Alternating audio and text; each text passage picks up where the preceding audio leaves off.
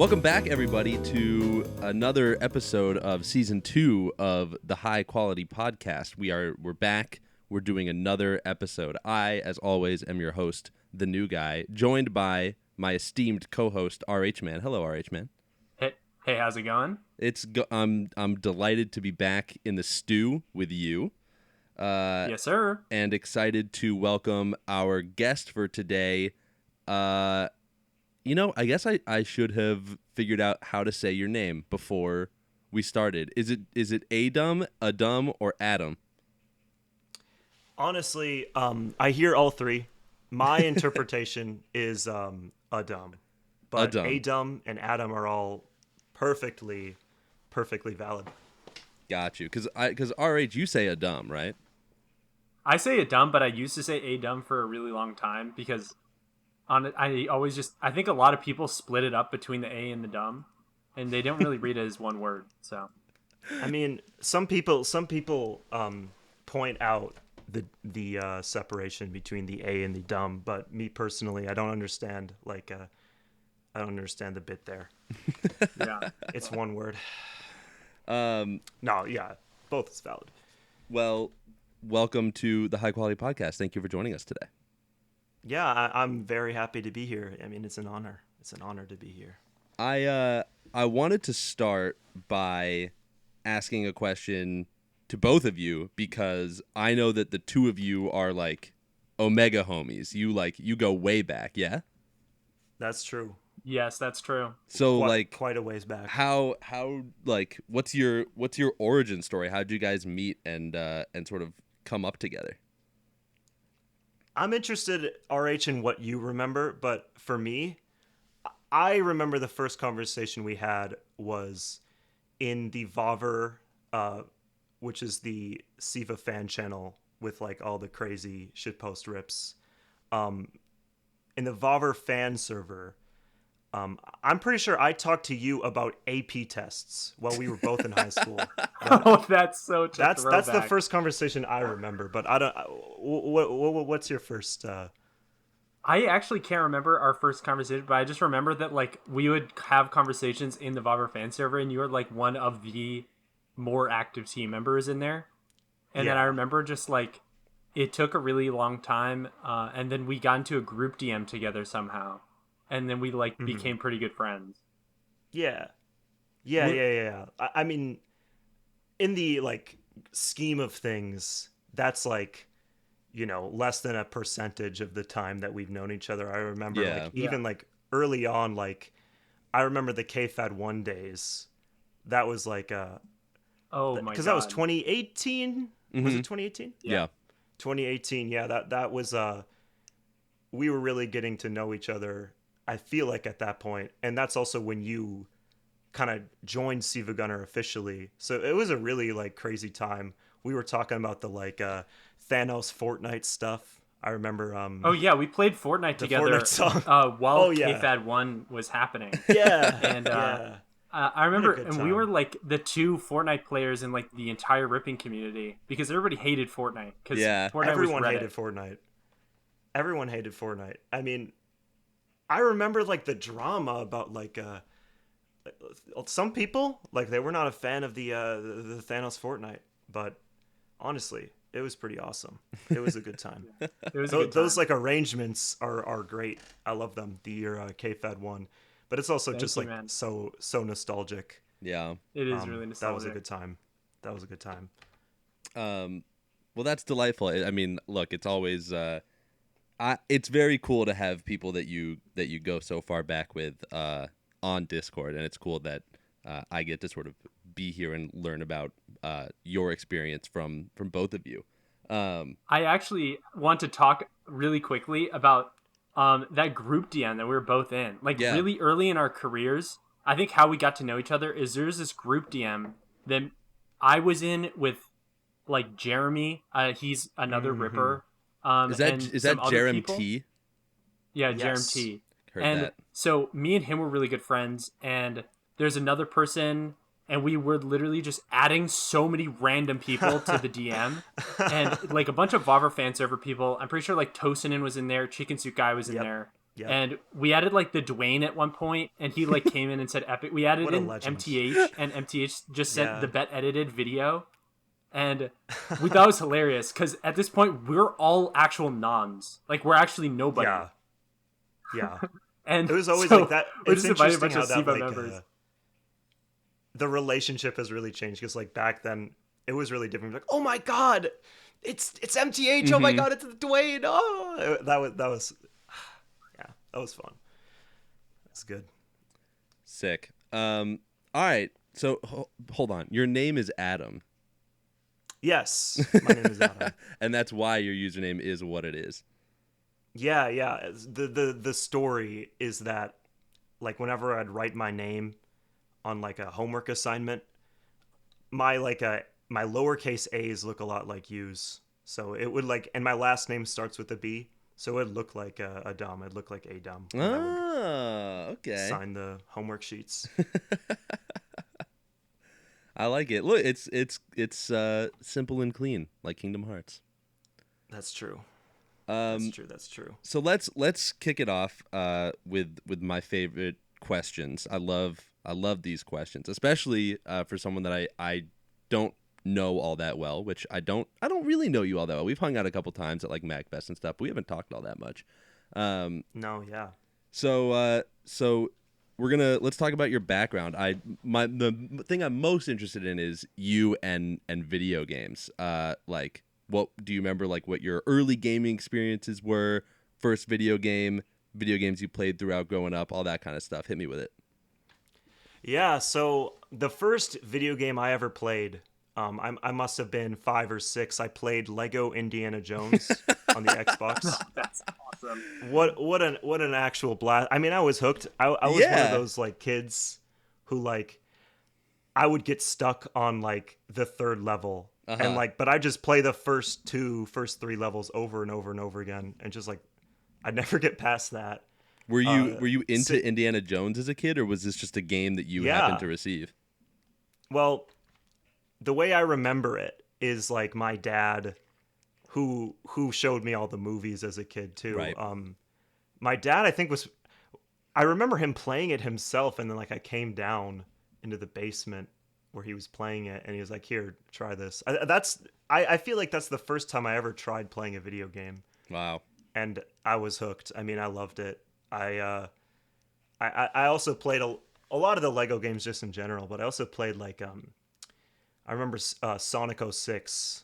I played God. that so much, and I never got past the first level. Like seriously, never past the first level. Perhaps ever. for the best. But I mean, as a kid, I knew it was bad, but I was also like, this is so like that game was so like epic. Like Sonic Yeah. would do these crazy quips, and like I thought it was so cool. But and every time I would glitch something, I used to really love like Easter eggs, and glitches would happen a lot. I used to think that they were like intentional secrets, like, oh my god, you could go into space, and it was just me like breaking the the momentum physics and whatnot. Those are good. I still like Sonic 06. I play it from time to time. Do you It's like funny. Sonic the It's a funny Hedgehog game. in general? Yeah, I think yes. That's a shame. I mean, look, Yeah, that look, sucks for you. I mean, you asked if I liked it. I don't know if I would say Sonic is good, but Sure, right. I do like Sonic. I play those like Genesis Sonic games. I definitely played those too a lot as a kid. Yeah. There's kind of like a through line of me not like being very good at them, but Those actually I are. I was like played Sonic 1 and CD for the first time recently, and I Mm. was like, you know what? These games don't totally suck. no. No.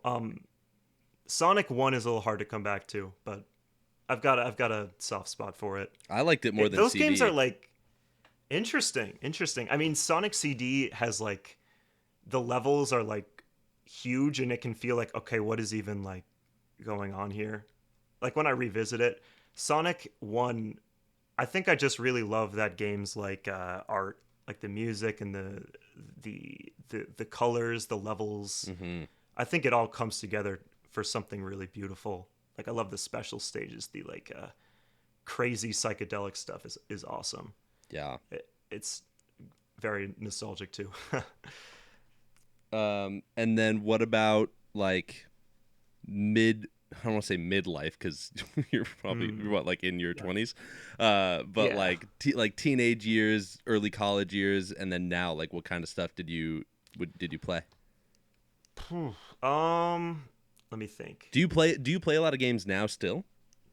I have like phases on and off, but right now I'm definitely playing games. But I'll get there. Like I think in when I was like a teen, I mean, Pokemon extends from like Sure. when I was a little kid to I still like I want to play a Pokemon game. I play a lot of Pokemon.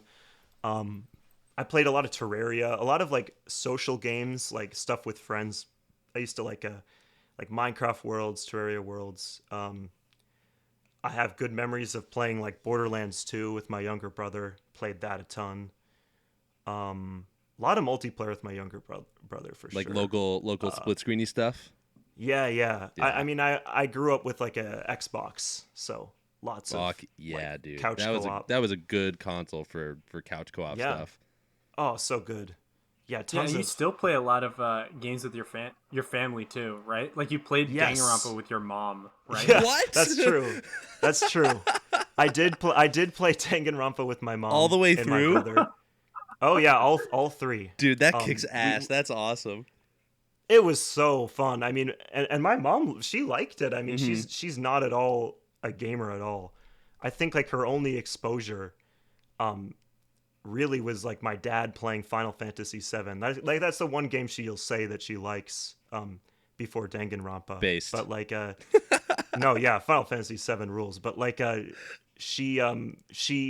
kind of made her because I was like, you got to we're gonna do this. It'll be fun. It'll be entertaining.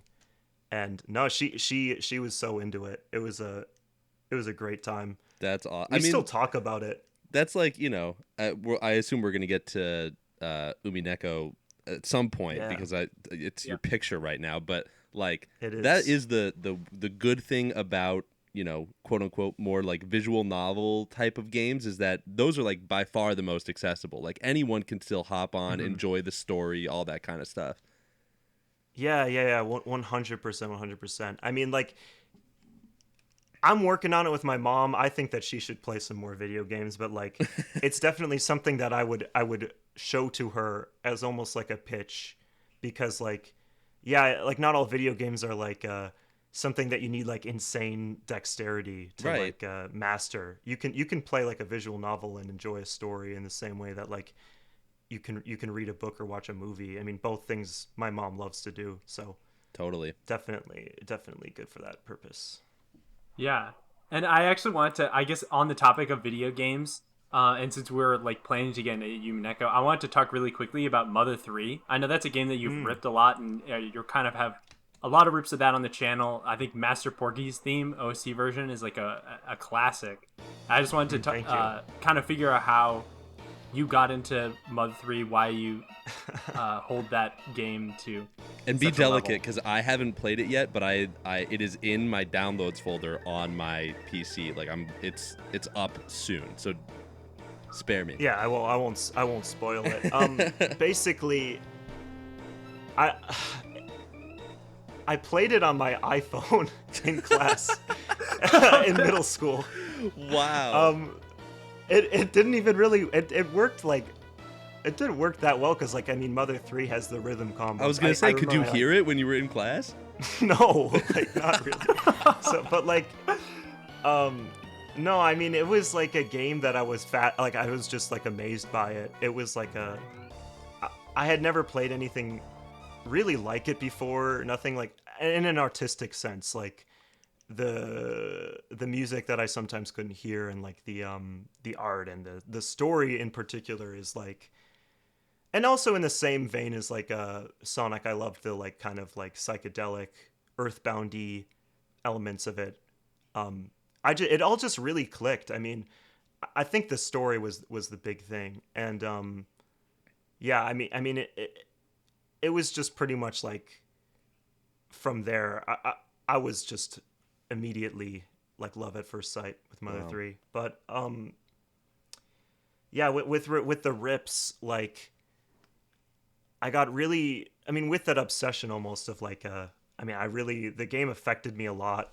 The story, the art of it, and I think there's like a desire, kind of with anybody making rips of anything, to just sort of like you can kind of pick through it a little bit and like look into the music, look into like the specific like composing and arranging of each song. You can slow it down, you can change things up, and something like through the ripping process, you get a kind of a deeper understanding of like what the composer factors into a composition, and you might gain a deeper understanding of what makes what makes the music feel that way, if you get what I'm saying. Yeah. Wow. I've never thought about it that way because I mostly just make mashups and throw Ludacris on top of stuff. But I mean, that's kind of where I'm at right now, and I'm loving it. It's so fun.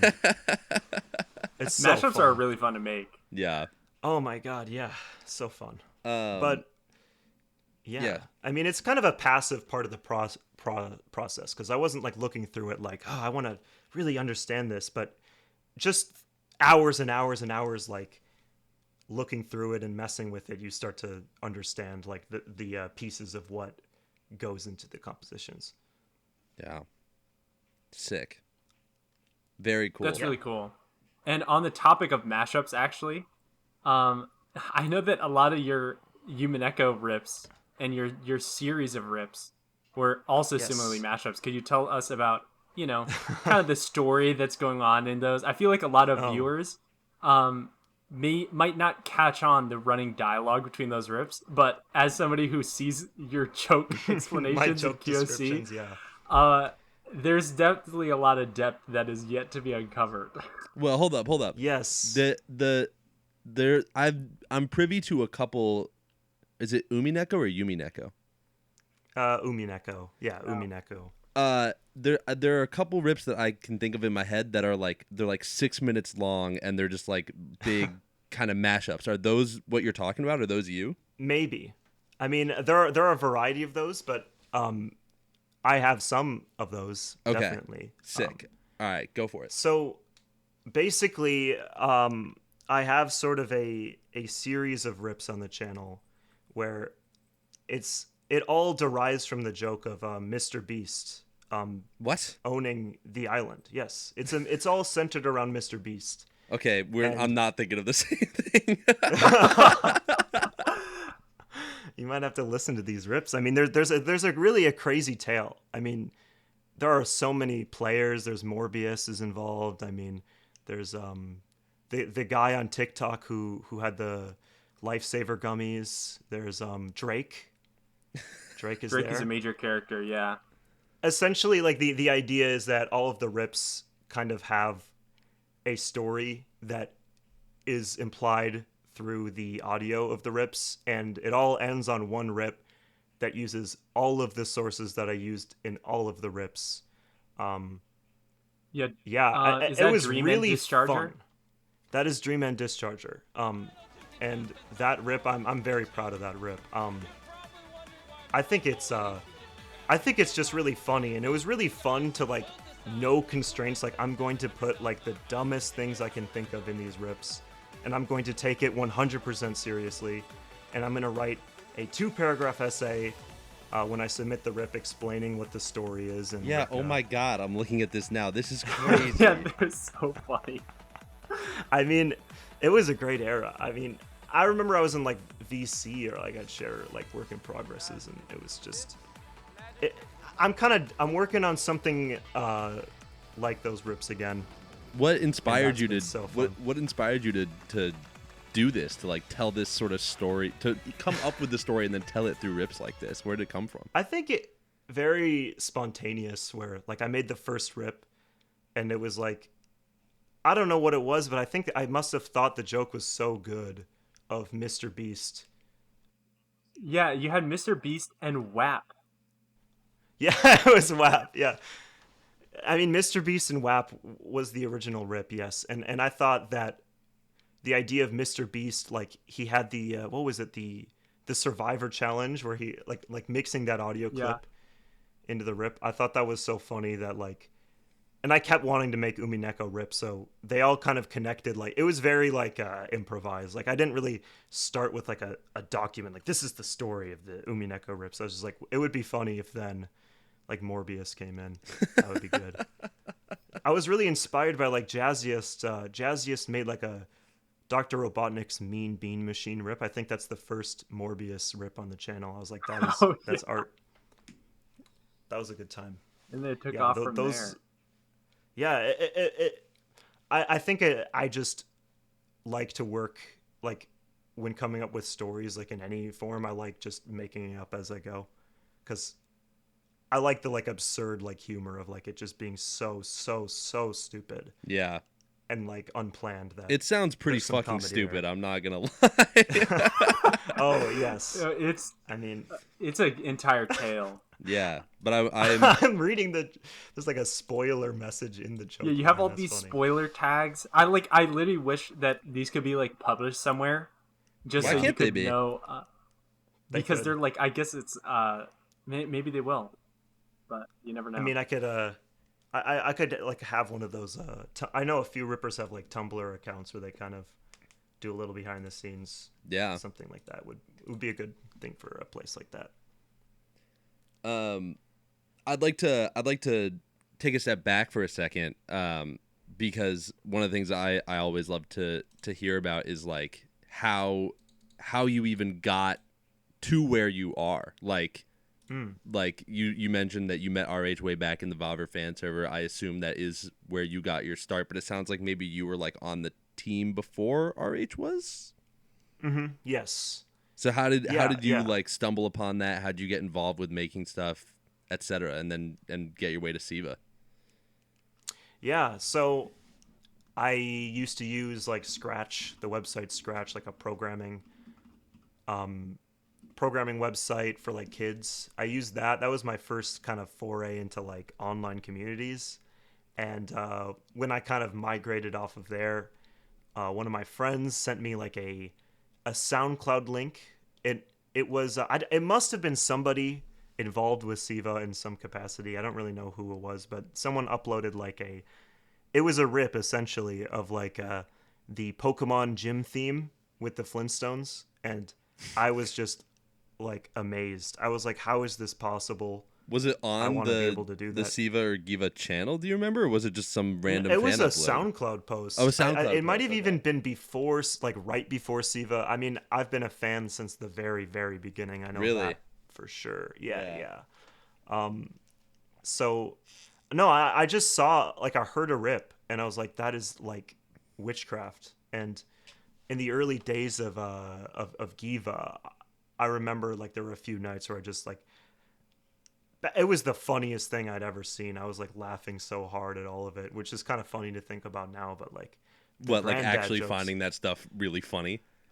Well, I mean, like it's almost like an anti-joke at this point, like Granddad in a way, where you kind of laugh at it for the sake of it. But back then, it was like, I loved it immediately, and I really was like curious how it was made, like how it was possible, and like. It was just fascinating to me, and I think I joined like the fan servers. I was so young, and I apologize for everything. But like, you and me both, brother. I kind of, I started doing some fan channels. I got on TTGD, Vaver. You were on TTGD first. Yes. Cool. I joined TTGD, I think in like 2017 or super early. It was 2017. And I spent a while doing rips for TTGD and Vaver, and eventually SiIva. I think it was 2019, like late 2019. I started submitting more and got invited to the channel. Do you remember what your first ever uploaded submission was? Yeah, it was a rip on TTGD of Gaster's theme with the bean. That was the first one. That's a really powerful first. That's awesome. That was a good rip. I mean, like, I'm not always proud of some of the stuff I make, like even like last year or like recently, but that rip kind of holds up pretty good. I mean, this is a good one. I have a noobish question. Yes. Is Gaster's theme a real song? Yeah, I think so. Right? I I don't know. honestly, Yeah, Gaster's when theme. it Yeah, comes to Undertale, it's actually real. I'm Yeah. not the pro. Is it in Yeah. the OST? I feel like I don't know that it's in there. I think it might not be in the OST, but it might be in like the game's I think files. it's in the I'm not. files. Ah, okay. I'm actually showing my noobishness with Undertale, but I've never played Undertale, so Same. maybe Yeah. that's true. I've barely played Undertale. What? You guys gotta All play I know Undertale? about What are you Gaster's doing? theme is that it's really easy to rip. Well, I was playing Undertale like a few months ago. Uh-huh. If you remember that, RH. I do streaming. remember that you're playing. It was a funny stream. Undertale. But It was good. It's content. I didn't finish it. I got to get back to it. I think Undertale's one of those games where like I learned everything there is to know about it. Sure. And then I was like what's the point of playing it if I know every like corner of it? Yeah. Which is really unfortunate. Like I try not to rob myself of things like that anymore. Like, but also it came out when I was like in middle school, so Yeah. I just went right into it. But Yeah. Gaster's theme. That was, and on SiIva it was like I think it was a My Pokemon Ranch rip, which is like a WiiWare game. My that was- Pokemon yeah. Ranch?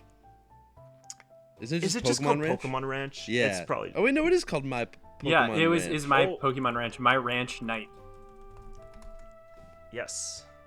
And then I made a My Ranch Day as a sequel. And what were the That's- jokes? It was I'm looking at the original submission. I said, "Jokes, Soldier Boy, just kidding." Got him. That's No, it an was, ancient pull, man. It was Play the Game by Queen and Flintstones. So a good mix of like some random song and like All Reliable, bringing out the Flintstones. From Adumb Gaming 1. That's right. Yeah, because we were back in the email mines. It was hard to get stuff pulled back then, but shout out to It really was. Spaceman out there pulling it. Yes. Or no, actually, it wasn't Spaceman. It was Smokey Pro. Smokey Pro pulled your email. That's true. And honestly, big ups to them for a lot back in the day. They were watching over the email. I think they pulled the majority of mine too. So Really? Yeah. yeah, they were the prehistoric people, like before adumb also then got access to the email. That's true. Yeah. Started from the bottom, now we're here. Yeah. Exactly. So I guess also you could tell us a little bit about the email, because I know you're pretty active in the email, or like I guess we have a sort of a sinusoidal. You have bursts of activity in the email, and That's you've true. kind of helped upkeep it throughout the years. So Yeah. I mean, I really, really love the email. I love the SiIva Gunner email. I listen to a lot of what gets submitted. I don't even know where to start because it's such a huge topic. But yeah, I mean, the email is like a really. I got to think of where to start. I don't think anyone's ever it's- talked about the email before on the It's podcast. vast. it It's is vast. really It's vast. like There's so it's much like an ocean. on there, and I think what's kind of hard to grasp about the email is just how many submissions we get per day. That Yes. it's Give just me kind give me a of rough insane. number. I would say 10. Is that yeah. accurate? It's a good guess. I would say 8 Every I mean, it could day. be more, it could be less. Yeah. And I know this because I Yeah. have it linked up on my phone. So every Me time too, I get me too. every time SiIva Gunner gets an email, I get a buzz. It's like on yes, your literally every time. it's like on Yeah, your me too. iPhone. Yeah. You get Yeah. Like I mean- I'll lay down and then I'll hear a buzz. I think I got a text, and then nope, it's just somebody submitting to SiIva Gunner. Dude, And I'm this like, is- why are you this submitting is- to SiIva Gunner this late? This is dangerous Someone- info to be sharing on a podcast that people could People are listen just I gonna mean, start send sending me- send me emails. Do not send me alarms on the SiIva Gunner email. Do not tell me to wake up. Someone, I mean, there's a Steve's lava chicken rip. That's what I'm seeing on my phone right now. There's a lot of like you know really it's a good place. stuff. Can we? I wish we could Yes. share more about that. Maybe we can. Put an image of. We have a really nice decorated on the email. Yeah. We have a really nice background. We have an entire system to keep track of like which rips need to get pulled and which rips like need a little bit more work, and it's all pretty an interestingly automated process that kind of just happened throughout us learning Yes. and doing stuff in the email. Because when I got access to the email in like 2019, there's a document left over about how to go through the email, and it had all these tags, and I'm pretty sure nobody wanted to do that because like nobody had really touched the email, because I don't think people didn't want to do all this like random nonsense about organizing all the emails that were in QOC and all the ones that were like salvageable and whatnot. And then Yeah. like we kind of, but that has become the new system that we all use to keep organized in the email. I mean, really, like, it's a very daunting task. I mean, there's a lot of emails to review. I mean, 10 rips a day is quite a lot. And, like, when you think about what a lot of the, like, managers on SiIva are probably, like, their, like, bottom line probably isn't, like, listening necessarily to fan submissions all the time. They probably, I mean, they might be making rips themselves. They might be making thumbnails. It's like a, but I really like it as like a little project to work on. I like going and listening to rips with other rippers. I mean, sometimes I'll go into onto Discord and like play a little game. It's like, all right, I have a list of 100 emails. Give me a number. Okay, we'll do that one. And then I'll like look at whatever the like. Sometimes it'll be everything in an email. I mean, it'll be like, give me a number between 1 and like a few thousand, and then it's like, okay, and it'll be just a complete random pull. Some of the emails are so funny. I mean, there's a lot of like shitpost rips that get sent in that like we can't really justify uploading, but like a lot of you guys have made my day for sure. Like, if anything, like I see a lot of those rips and they like I'll laugh so hard and I'll like share them around, and like sometimes I'll try to get them through QOC to be honest, but it doesn't always work out. There are some that we did get through QOC. Yes, there's some that definitely did get through QOC. Can you I'm name any infamous ones, or like off the top of your head? We can. Are we allowed to? We are definitely allowed to say. What was it? It was like, Speed Highway. Which one was with the that? granddad? Speed. It was okay. So the guy submitted it, and there's a guy named like King Candy who would submit all of his rips with the version King Candy's version. And so, that's awesome. So like it was called like Speed Highway King Candy's version, and it had like Granddad slapped over it, and it was like really off sync. And honestly, we found it so funny. Yeah. And we just threw it into QOC, and it got accepted and uploaded. And then I think it's privated, but I made a tribute to it for April Fool's this year, actually. Tribute. Sugar Speedway King Candy's version. A lot of the like craziest emails I find a lot of the craziest stuff I see in the email, I usually don't try to get it uploaded, but like I still remember a lot of them. Like I remember like I think my favorite email I've ever seen for sure is like this really strange parody of like a Disney Channel, like it's like Disney Channel, how do I even describe it, like commercials and like intertitles and like, but it's like, dude, I can't even explain it. I'm struggling. It's like a you can look it up, like probably it's one of those rips where it's just like, what possibly motivated you to do this? Like, yeah, that's also the thing. It's is so like wild. In the email, you'll see so many things that you never would think that somebody would think of to rip. Like I've heard there's all these like cartoon shows like BGM that people will just use like the background music from like a cartoon, and I was like, I never knew that somebody would even come up with an idea for it, or like be motivated enough to put it into a video game song. But there's some really crazy pulls. There's a lot of logos too.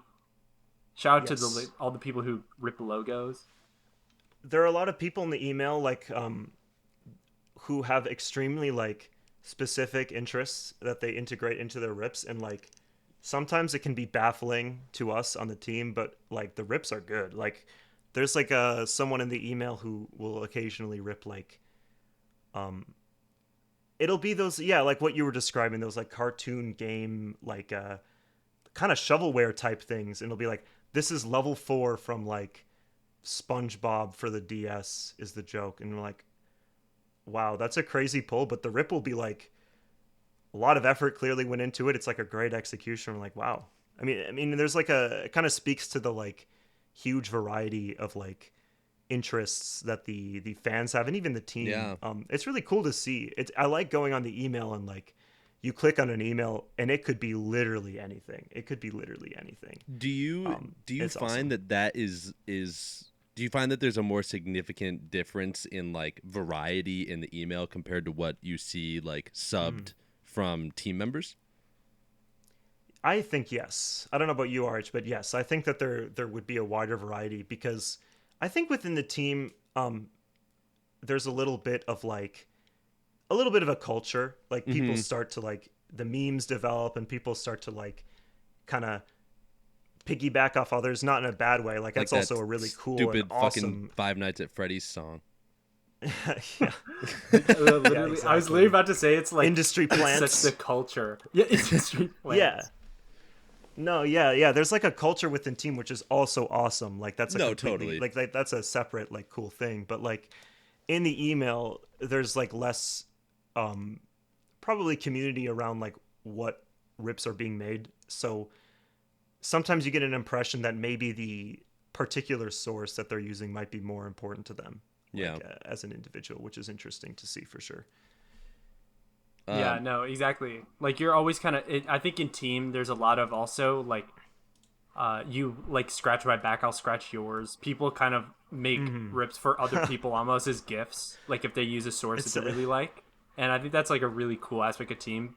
And on the other hand, like for email submissions, people are typically making. I feel like they're making rips that are significant to themselves or that really speak to them, and so you see a bit of hmm a different variety of submissions like that.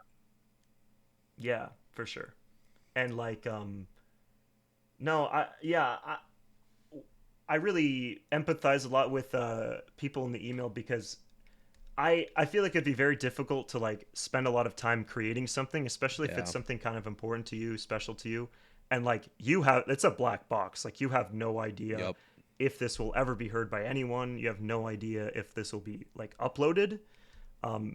You don't have any indication of like when, like, or if anyone's heard. Yeah, it must be challenging, but like um I really appreciate everyone who does it, and I think I speak on behalf of the team. I hope when like we all appreciate it. It's For a sure. really cool. It's really awesome just to see how much interest there still is in Yeah, creating I'm rips. glad that you said that, because one of the things I was thinking was like I was gonna ask like what would you say? Like I know of people, I've seen the rhetoric of people being like, I've sent my shit into the email, like I've tried and I've tried and I've tried, and like, I feel like, my shit doesn't get uploaded, doesn't get whatever. Like that definitely has happened to people, and I was curious to hear like what you would have to say to those people. But it sounds like the sentiment is that regardless of whether or not something does get uploaded, at the very least it does get appreciated by the team and the people who check the email. So that's probably some solace to those people. Yeah, definitely that's true. With I think eventually like everything will be heard by Yeah. someone. I definitely think that.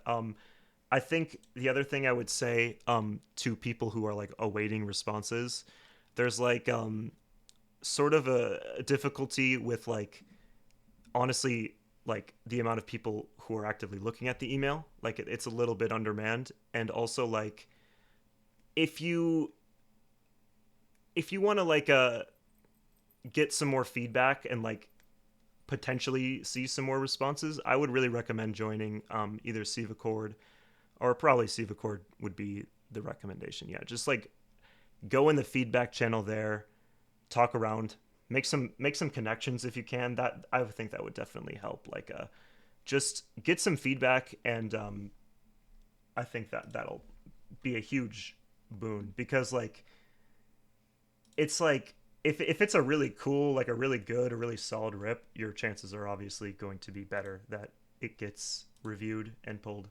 Yeah. So Yeah, and that would also be something smart. I'd say is that like we look and we just as emails as the other side of it. When you're looking at the email, you're really looking for things that are really polished, really solid. Because with such a high amount of rips that are coming in per day, you have to really be you have to really triage what you're going to then have the quality control team spend their time listening to. So it's really important Right. that basically everybody is just trying to send in the best subs that they possibly can. Then now that's really easy for us to push through quality control. And I guess also then we can just kind of talk a little bit about quality control because I know you're also pretty. We've been active in quality control and kind of understanding like what submissions look like, how to get rips approved, Yeah. that entire pipeline. And so, do you have any thoughts about that, or could you share, stuff that you've experienced if you've had? Yeah. Quality control. I mean, as a system, like it's pretty interesting. I mean, because you're evaluating other people's like work, right? Like you're listening to other rips that have come in, and you're kind of in a position where you have some kind of like authority over like judging the rip and like if it's like okay to upload or if it's like needs fixing. So it's really interesting how like the different like metrics have developed over time and like what we value in a rip.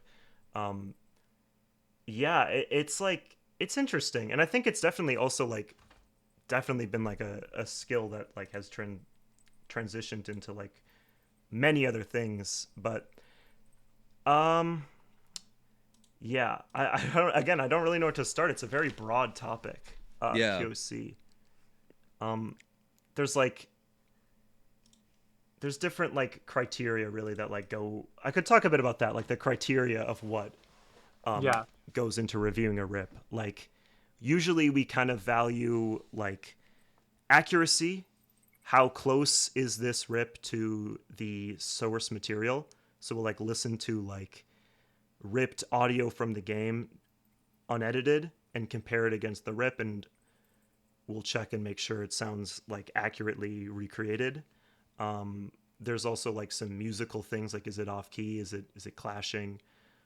There's even some kind of meta things that come into play, like how many rips of this are there already on the channel? Do we want to Oh, do another? dude, We have like 10. I understand why there is precedent for that, but it's like, if I have like a banger, Death by Glamour mashup or something, but there's already, Yeah. 10 of those on the channel that bumps that raises the bar that a new one has to reach in order to go up. That's, it's tough. It's tough, and I think like some of it too is like a psychological thing because you know that there's that criteria, so you're like Yeah. making the rip. You're like, like this has to stack up to like these classics. Like this is somehow gotta. I mean, in practice, um, I think those like standards have really like laxed from where they were, but it still is like a little bit of an intimidating thing to submit rips and to have them be reviewed by people. But I think like I'm a obviously like a huge, I like QOC a lot. I'm a huge supporter of our QOC team, our QOC members. Like I think at its best, it's a very like enriching process where like you'll submit a rip and the QOC team ideally will help you like make it even better. I mean, I've had so many rips that I submitted and like passed through QOC with feedback, and like at least in my opinion, like they were astronomically improved. Yeah. It can be a really awesome resource, like that there are people who are essentially like professionals at ripping in a variety of ways that can like help you improve. Because if you take the feedback to heart and try to understand like the intent and like where it should be applied to future rips, maybe it can be a really nice way to improve. And like again, an ideal situation with like a QOC member, they're like approachable and you'll be able to like discuss the feedback. And I think it can be a great like learning opportunity for sure. For the email, there's less of like a open communication, but I think the idea still is there, where like it can be. It's like honestly great that there is like that you're getting feedback from people who like have specialized knowledge and can help you like improve the rip and improve your skills as a ripper too. So which is I'm so a fan. crazy, because it's like I always put back in perspective, especially with you two fucks, because I do know that you two like do a lot of the quality control stuff. Like all of this is like free. Like the fact that people will sit down and they're like, I'm gonna critically listen to this submission and I'm gonna type up this feedback and I'm going to communicate with this person to try to get this piece of music to be better than it is. Like that is work. But it's cool that you know, people who, you know, like you guys do quality control stuff, like you find it fun enough and enjoyable enough to do it for pleasure. When in reality, like you, as you said, you are helping people grow a skill. I think that's really cool. Yeah, and also, one thing is like, well, first of all, I feel like quality control is kind of a way of like giving back. Like we definitely have I think every ripper has experiences where like quality control will pick out something that's kind of, that'll help improve the rip. And as a quality control member, you kind of get the honor and the ability to do that to others and help other people out with your rips. And that's honestly something that's really rewarding. But also, I think something that's fun that we do in QSC is we kind of like, there's a lot of different ways to gamify it or make it fun. And I kind of wanted to use it to talk about, did you want to talk about our alt hunt and potentially some of the experiences that you've had trolling me the alt hunt in QFC? Yes. Wait, what? Yeah, the alt. So this was COVID, so it'll explain the time I had to be doing this. But like, I was submitting rips on my account as adumb, but I was also in the email under an alt account called Henry Whitehill. And whoa, wait. yes, that was me. And I think I only told UUN4. I think he was the only person I told about this scheme. Is that because I don't know if that's a leak, but yeah, we can censor that if we need. But probably had something to do with that. Probably. I think I get so like excited when I'm like doing like a new thing or like I'm working on something. So I had to tell somebody. Yeah, like of I course. couldn't keep a secret. But like no, yeah. So back then, RH would stream the email and we would listen to rips together as kind of a social thing as well as like a productive thing. That's fun. I would like send things in while he was listening to things and like just. It was a complete troll, and, dude. Eventually, Henry Whitehill made it onto the team, and that's when the big reveal happened. Henry Whitehill got invited to Rippers. Yes, Henry Whitehill did get invited to Rippers, which was kind of the end goal. That was kind of the goal of it. I mean, I don't want to give anyone ideas because like since then, I don't think like necessarily inspired by Henry Whitehill, but like him and I have gotten very like suspicious. We've gotten very suspicious and tried to bust a lot of different people. Yes. Have you been Sometimes successful? Successfully. Yeah. We have found some alts. I mean, they're like in the email, it's we'll be like, this person is like suspiciously good. Like they know how to do all these things. Like, is this really like, and like, definitely that's kind of like bad. And it, yeah, but like, I mean, it's a thing. Like there's like, it's something that we do just have to watch out for in the email because, there's just a lot you can submit as anybody and there's not really anybody can make a Gmail account. Anybody can make multiple. That's what adumb essentially proved to me.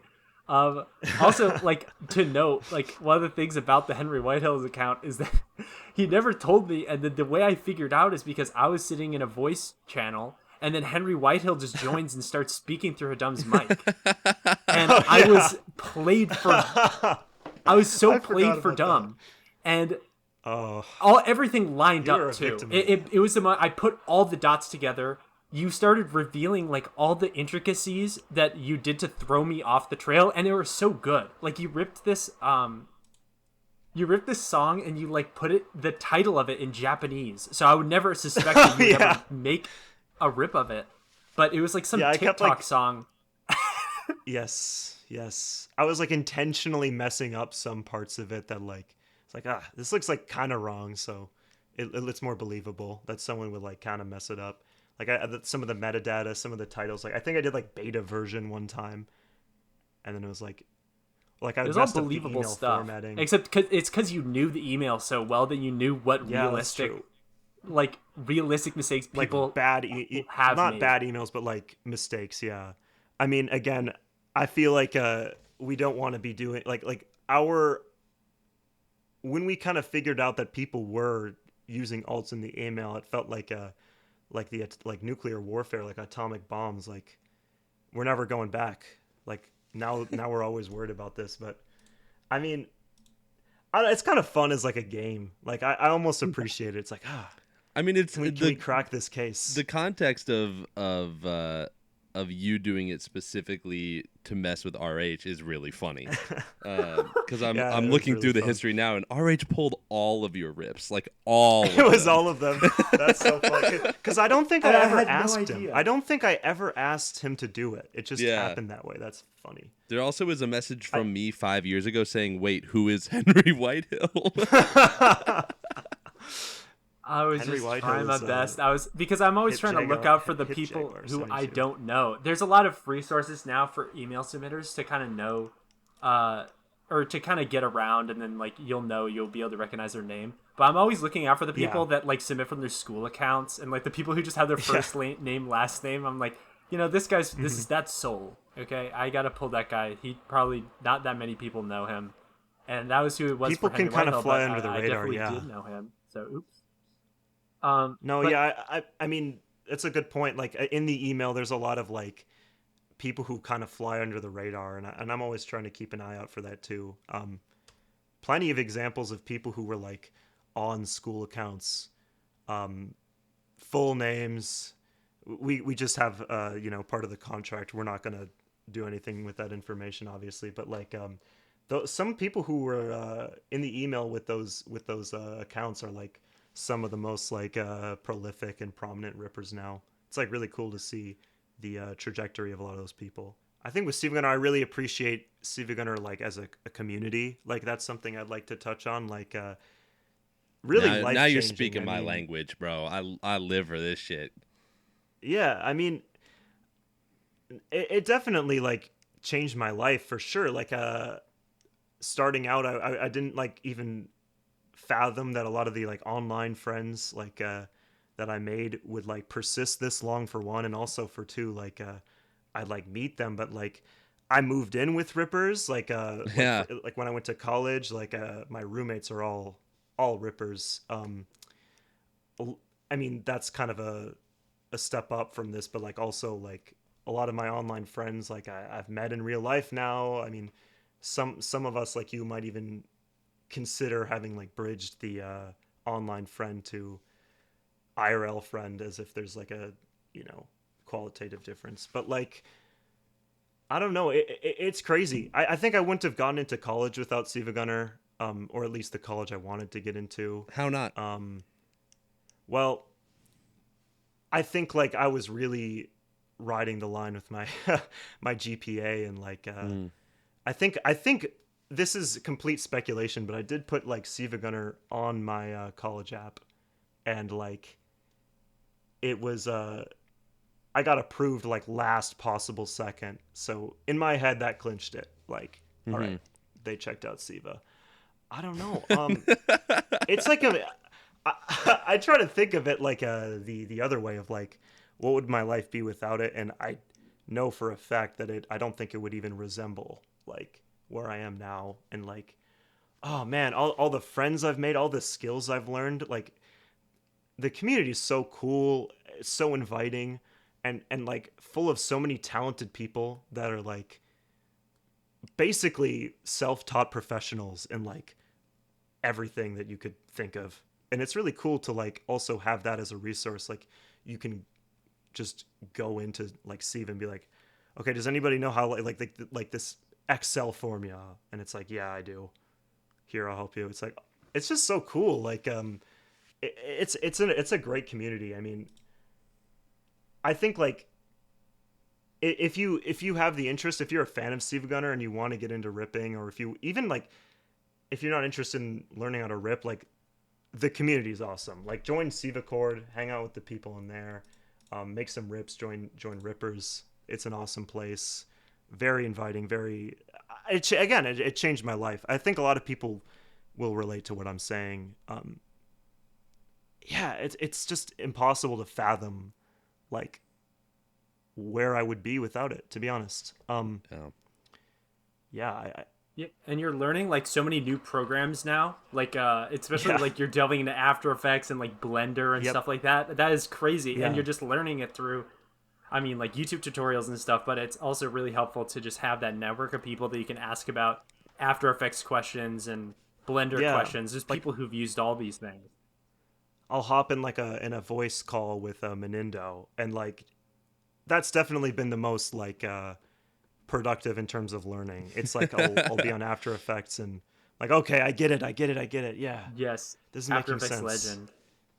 Yeah, and like it's really becoming kind of a calling. I'm like, this is awesome. I love After Effects, and I don't know if I would have been as like willing to make the leap without like also some people encouraging me, like being in a creative space, like you too for sure. When we were working on before Magfest, we did some Yeah. like of the chip space visuals. Like People eyes visuals. that was also really really encouraging experience just to have like a sort of a platform to like, okay, do something like visually creative.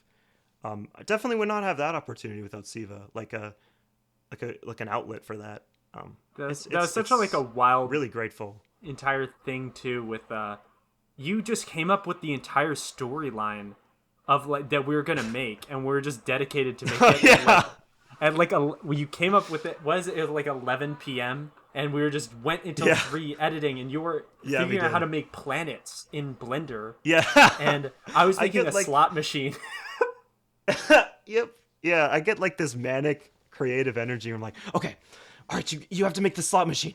And put Lanky Box on it. Put Lanky Box on it. Put the X logo on it. I'll make the planets. I'll make a Shrek planet. I'll make a There's a Lakey box put a planet. Lanky Box planet. And there'll be a supernova and explode everything. And then Hulk's gonna come out. It's like I get into like an Burst, insane creative creative. energy. Is that Yeah. something that you can like manifest for yourself like on demand, or does it just happen at random and you have to ride it when it happens? I mean, honestly, like it feels like when I have to like do something creative, like if I'm like gonna make a video, sometimes like I think most of the time ideas just start flowing. It's like, okay, you start simple and then you're like, but what if I like did, oh, that would be funny if I did this, and then it just builds and builds into like the final product, and So- eventually you kind of get a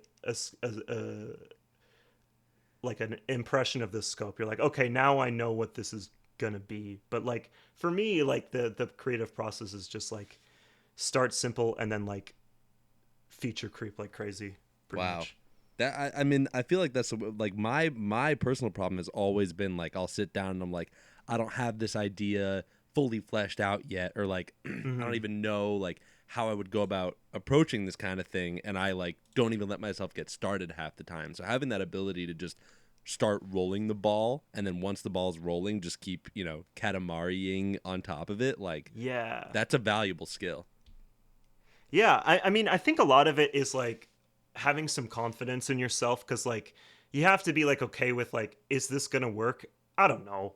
Are people gonna like this? I don't know. But like, it's got to get done. I mean, I got to do something, and then you just roll with it. Just like forget about like the anxiety of like, is this gonna work, and just do things. Because also like failing, like messing up, like trying to make a video, it's like this is so stupid, and like I mean, that's a valuable experience too. Like, Yeah, of course. that at least like you know, you've learned something in the process, and like I think that's like what I try to think about whenever I'm like doing something creative, and like having less like how do I say it? Less just constraints on yourself, I think, is ultimately like a positive thing. But I know a lot of people have different creative processes, and that's completely valid.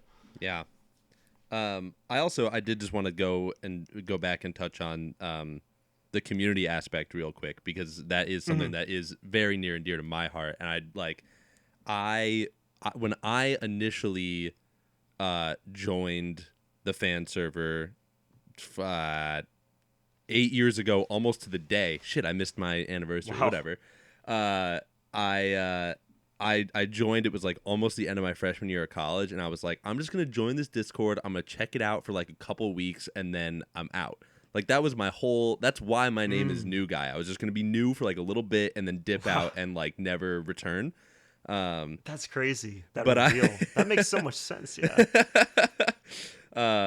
But like I immediately just like met all these very cool, very talented people, like made friends that I, grew to consider no different from, quote unquote IRL friends. Totally. And then, like that snowballed into like me, I had no interest in making rips myself, but after being in the community for 4 or 5 months, I was like, okay, I see enough people around me who are doing this. It can't be that hard. I'll give it a try.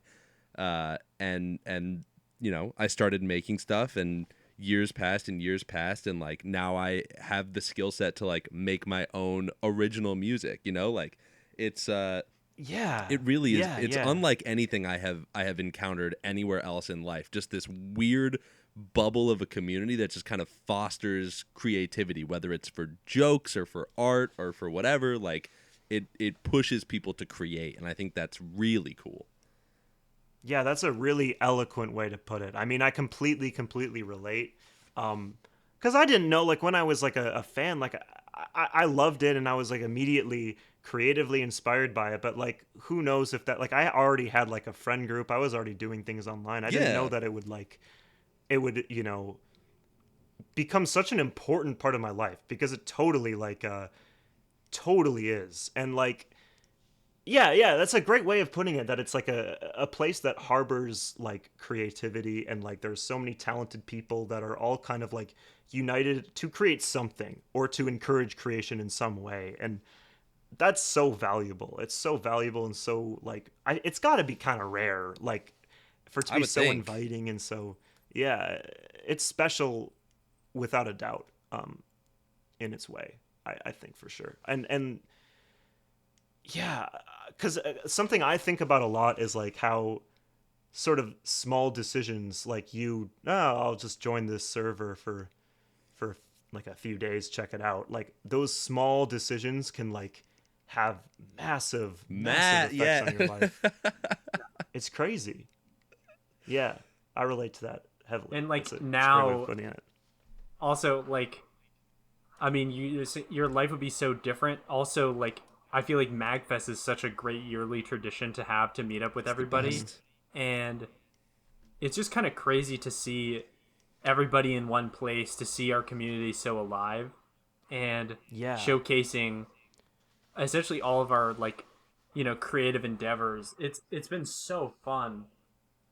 And I'm kind of speaking for myself when it comes to Magfest, but like I kind of feel like Magfest, it doesn't feel like very unnatural, or like you're meeting people for the first time when you get to Magfest. It actually, to me at least, feels very like just fluid. Like, oh yeah, these are the people I like hang out with all the time. It's like Yep. I've already known, like we hang out every day. It's like It's really weird, it's but it's maybe awesome. it's maybe awkward for like 5 minutes, and then it melts Yeah, away. exactly. It's so cool. It's so cool. Even with people you've literally never even seen before. Mm-hmm. It's like you're like, oh yeah, oh I know you, and you really feel like you do. It's like I mean, because you actually do, but like there's the feelings last of like uncertainty. It's like 5 minutes, and then at least to me it feels like, yeah, this is the person I've been talking to for like online for like 5 years. It's awesome. Yeah, and It's you like a did seamless. also I just wanted to like briefly mention what was like your experience of putting together you put together a chip space open mic where you dressed up as Ernest, Yeah, right? I did. Yes. Who's Um, Ernest? Ernest P. Worrell. A Ernest is like a kid's character from like the 90s and 80s. Um, What? it's just I so. Let's see. You know, I love these just That's my humor completely. Is these random like deep cut like confusing stupid. Yeah, there you. There, RH put a picture, with but the classic smile. um, it was very impromptu. Like I did it with Emotional Snail. We kind of were setting up the we planned it quite a bit in advance, but like we were definitely kind of in classic SiIva fashion, working up to the wire to like actually fill the time and Yep. to like know what we were gonna do, and we really like wanted to include like stuff that would be good for the stage, and also like, you know, our best, like our biggest hits, like Fairies vocal mix, Mother 3 is a rip where I sing um the Flintstones theme, and Oh we my did god, that what a live. classic. That is a probably among my favorites. It's like And I the have like a entire 4-minute shift. saga of the unduped Mother 3 in 2020, that entire sprint Oh was yeah. a time. I mean, what I think about now with those unduped Mother 3 rips is like there's one that I submitted where it was like, um, yep, on my tractor. Do you remember that song, RH? Yes, I don't yes. remember if it's called that. It Yep, is on my called Yep on My tractor. Tractor. I was like, this riff is so bad, I gotta stop doing this. I was like, I was like, this has gone too For far. Like I'm context, just pumping these out.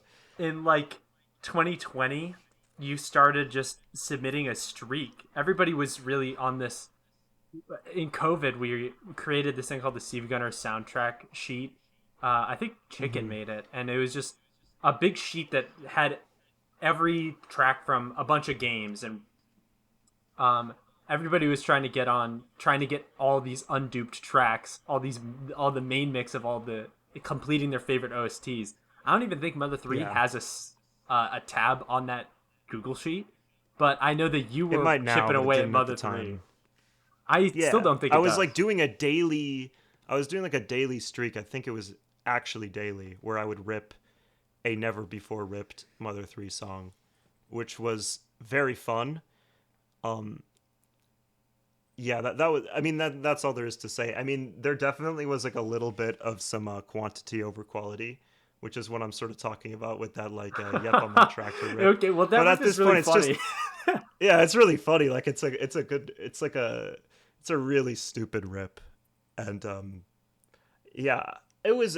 I think like a lot of things happen within team that are almost like kind of internal bits. Like with that Mother 3 thing, it's a little bit like fun for, I'm assuming, like rippers to a degree, to be like, oh, what's like the daily rip gonna be? Like, and that has persisted. There's like all kinds of crazy things that happen within and outside of rippers, where there's like these different like motives for making daily rips. Like that stuff's really cool. It's just another element of the community that like keeps like the idea of editing video game music so like engaging and like inviting in a community sense. I wanted to also like I think, do you want to talk about like drip camp? Because you're Yeah, like I'll a talk about. huge drip camp enthusiast. I feel like this is a good I'm place to a like kind of plug it. Yes, I will definitely plug Drip Camp.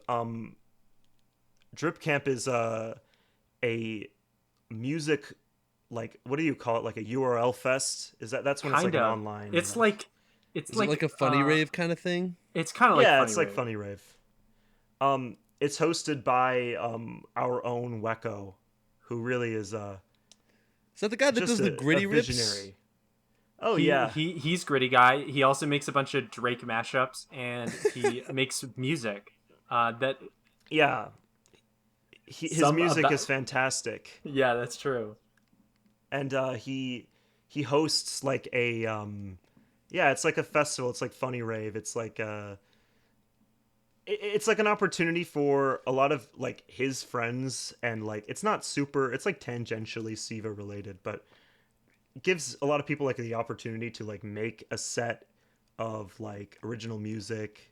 A lot of it's rap, a lot of it's like electronic like music production, and it's really where I've been able to like make a lot of original stuff and like just make an absolutely deranged like insane 20 minutes of audio and try like I've it's always so fun. It's always so It is. funny. Definitely tune in because RH, you do it too. You usually have a set I each do. I year. usually have a set. I was I've gonna say, done it a couple didn't times. and now I'm remembering, didn't you have me do like record something for Yeah, I your had thing? you record a verse for my one of my songs on my set.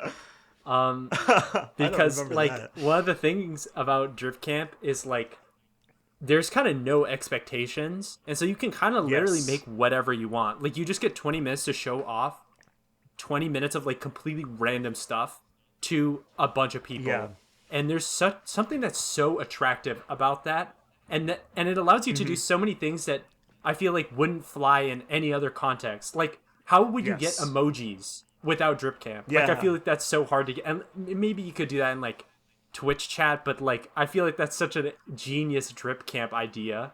Thank you.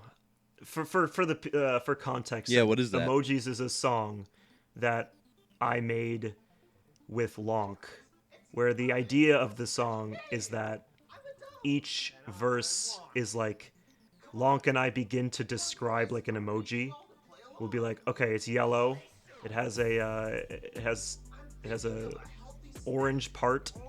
It has like I don't know. I didn't have an emoji in mind, but we start describing it, and then during the chorus, it like breaks down and it gives the chat, like the people on Discord, like they're just spamming emojis. They're trying to guess which one it is. It's basically like a preschool like baby show when it's like, can you find the bird on the like that's the bit, and like it's a crowd pleaser, I have to say. It's like a And everybody was trying to guess the audience emoji. engagement. That Yeah, was like the first time I've ever and seen something like that done. It was just so funny because you knew how to make like just there's the idea of having like an audience emojis participation. Yeah, there's emojis too. Yes. Emojis too like innovates on the concept. Like then it's like a doo-wop. It's like a doo-wop song, and like it's like Frank Sinatra is singing. It's like so Ranks dumb. it up, But and like doesn't he get I abducted love by the like aliens? yes. Each like my drip camp sets have like storylines. Like I like to do a story. Do I you and have my your friend. fucking stories in these things, man? I love it. I love it. I think like it's my sense of humor. Like I just love like putting like I think there's something about like putting like taking something so dumb so seriously that is so funny to me. Like yes, this story is about like the president, and like there's a alien apocalypse, and like as like there's federal funding so that I would like I'm getting paid billions of dollars like as propaganda to make this set. Do I love to you? put like a Sorry, go ahead. thematic tinge. No, I was just gonna say like I like to put like a thematic underlying like thing to what I make because it I think it's funny. Honestly, the comedy is what I like.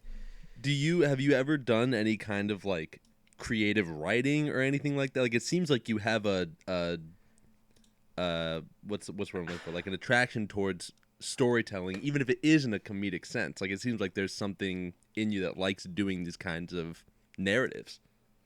Honestly, like I think I really like narratives when they're attached to some other thing. Like I think like with creative writing, I don't think I've ever really tried, but like it's less appealing to me than like okay, you have to make up a story for this like stupid like random thing. Like you have I to see. you have a 5 minute rip to put a story in it because it's funny. Like I like that. Like I think it kind of goes alongside of like I like making soundtrack. Like I like it when the music has to follow the video. I like Right. working with some like kind of you're kind of starting from a base. I like that with the story too, where like you can kind of make the music around the story and also maybe make the story around the music. And with the creative writing, it's kind of hard for me to cool. start from nothing. Yeah. RH mentioned earlier Epic 142, like that's another Yeah. What's up with that? You have a whole it's game. another shout out. I made a game, yeah. What? An RPG Maker game. What? Yeah. This Can I- is all can I like Google COVID. this? Like, yeah. I mean, I'll. It's Epic 142 and the Legend of the Quest, and what it is it's like a kind of inspired by like the Stanley Parable, where you're in like an RPG Maker game, and like there's this kind of semi like tiny open world, and your goal as the player is to find all of the like different endings. And that was an awesome project because like definitely SiIva was a huge like help in like first of all having friends to help me make the music, which there's a 42 track album of the Wow. a lot of some SiIva members helped me do that, but like also when making my own music, that was when I was like, oh, this game uses this like VST and these like this composer uses these things, or like a lot of the music was inspired by other music, like other video game music. So SiIva was like a huge like influence of my own like original music I was making for the game. So yeah, and it also has a really, really, really, really stupid story with like an ending that I'm so proud of. I think it's so funny, but I won't spoil it. This is so cool. How long did this take you to make? I think it was like a few months. It's hard to remember. I must have been working on it for like 6 months or so.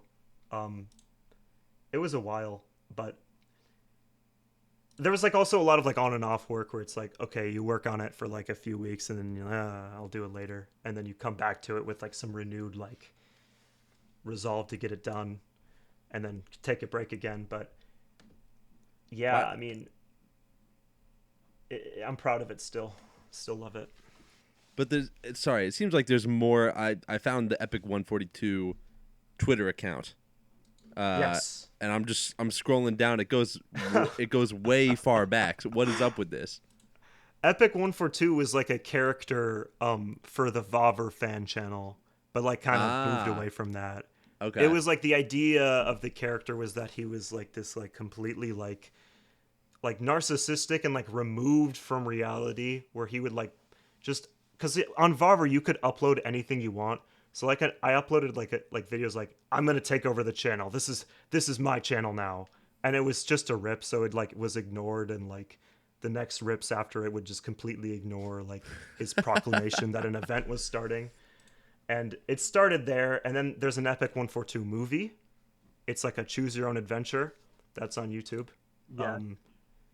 I was like, I'm pretty young in the videos and in the game, but yeah, the game has like live cutscenes. It's I'm still very proud of it. I still should think be. it's super funny. Do you think you'll ever do anything with the IP ever again? Yes, I will. I mean, there's like I'm working on stuff. I have plans. No leaks. No leaks.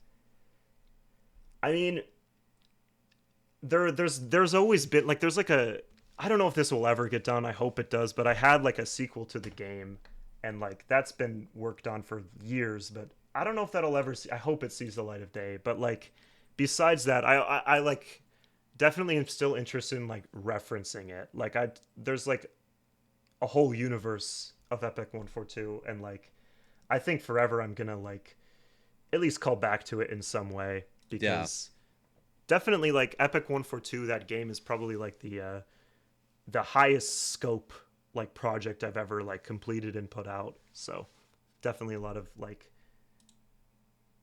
good like fond memories, and I think people, I mean, play it. It's Yeah.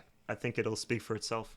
I'll throw the link in the description. Everyone go check out Epic 142 and the Legend of the Quest, which is such a good Get all the endings. good name. Yeah. It's no aspect of the name is redundant. It's all of the words are necessary. Exactly. Sick. I think that's gonna do it. Unless is there anything else you wanted to touch on, talk about before we wrap up? I think that does it for me. I mean, thank you so much for having me on. It was like a ton of fun. Of course, dude. It's been an honor. Thank you for joining us. We will have. Is there any? Do you want to like plug? I don't know, social media presence or something. I don't know what you do. To be honest, I don't. I mean, I'll plug my high school friend's YouTube channel, Mountain Sheep Productions, but I don't really have my own I don't really have my own presence. I mean, I'm mostly like a SiIva Gunner guy, to be honest. Yeah. So check out SiIva Gunner. That's a pretty good YouTube channel. Yeah. It would blow my mind if someone made it to this point in the podcast and never checked it out. I was like, before. no, I Heard don't of know that. what Let's check it. Wow. Wait, now that podcast makes a lot more sense. Yeah. Yeah. I wasn't following it. A very sick. confused person. Well, thank you so much, everyone, for watching and or listening to this episode of the High Quality Podcast. We'll be back in the future with another episode with another guest, and RH Man will still be here as well. Yup. All right. Enjoy. Goodbye, everybody. Goodbye. Yeah, have a good one. Bye-bye.